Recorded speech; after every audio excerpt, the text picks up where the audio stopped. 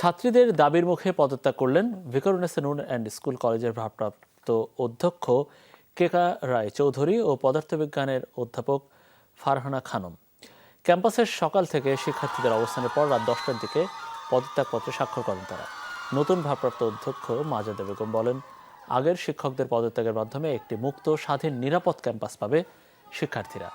সেই সাথে বিতর্কিত শিক্ষকরা পদত্যাগ করায় শিক্ষার সুষ্ঠু পরিবেশ ফিরে আসবে বলেও আশা প্রকাশ করেন সবাই।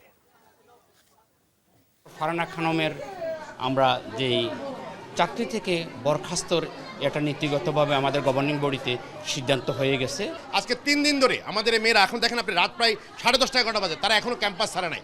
আপনি বুঝতে পারেন যে এই যে হাজার হাজার মেয়ে কতটা নির্যাতিত হলে তারা এই আন্দোলনে যেতে চায়। একজন শিক্ষক ছিলেন যে পদত্যাগ করার পর উনি দেখাচ্ছিলেন যদি আবার ফিরে আসবেন, আমাদের মেয়েদের উপর যে অত্যাচার বা আক্রমণের একটা ভাব তৈরি করেছিলেন সেটা অব্যাহত রাখবেন এবং আমার মেয়েরা ইনসিকিউর ফিল করছিল।